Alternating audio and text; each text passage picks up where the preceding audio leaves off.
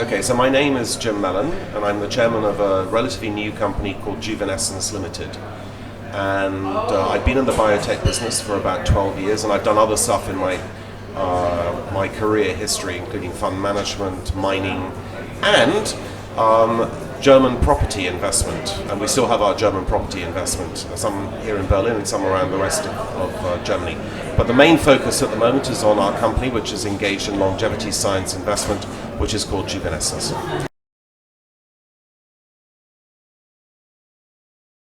Well, there are three motivations. One is self-preservation, so in other words, a selfish interest in living longer, because I like living.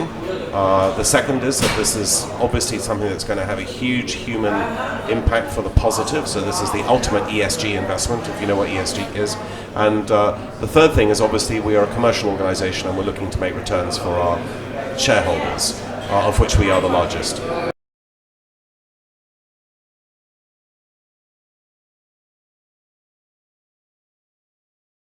Okay, so we have 3 partners in our business and 15 employees at the moment. The company started a year and a bit ago. We've raised about $160 million US for our company, and we put in $35 million ourselves of our own money.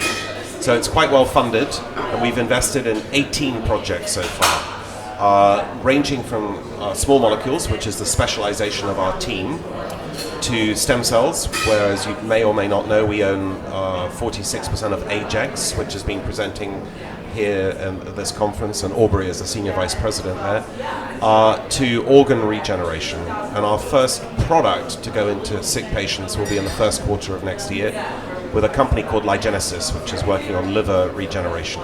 So basically we are triaging investments with our team to try and find the most appropriate and best investments to both advance science, to get commercial products into the market, and we're doing that as quickly as we can, given that this is a relatively early stage science from a commercial point of view.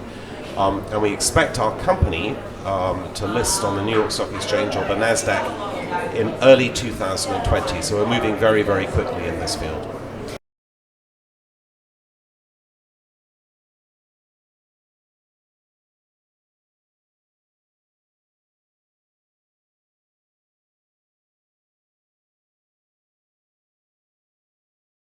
Well, that's a great question. I mean, who would not want to live in a healthy condition for longer, even if it's only 5 or 10 years? And that is now possible. So for the first time in human history, it's possible to bioengineer humans to get that effect.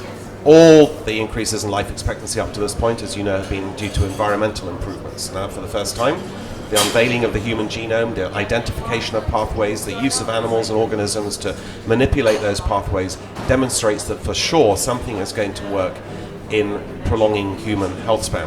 We don't know exactly what yet, but there are some human trials underway at the moment. So that gives us great optimism, and we are very lucky to be the first cohort ever on the planet to have that indulgence that we may be able to live longer in a healthier condition.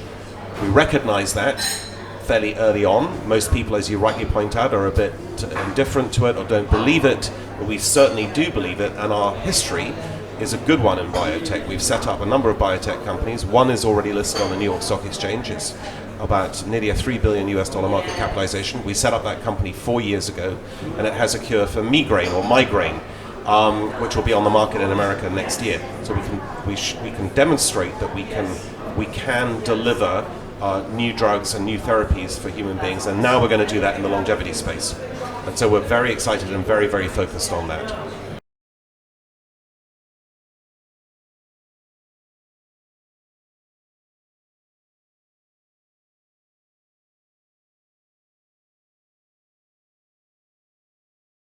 I don't think there's any upper limit to the amount that could be usefully deployed, but obviously governments are cash constrained.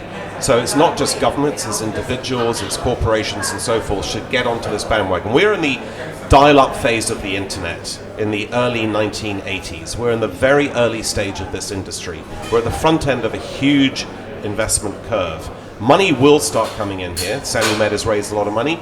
Calico has got a lot of money from Google and AbbVie. We've raised quite a lot of money, and there are a number of other companies like Unity and Restore Bio that have raised money. But this is just the beginning of what will be an enormous amount of money coming in.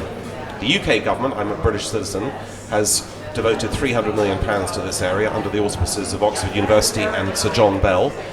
The German government should do the same. Governments across Europe should do the same, so that this is not just an American science, not just something that belongs to California or to Texas. It needs to be a universal science. So I fully endorse the aims and motivations of your party, and I wish you very well in the forthcoming elections.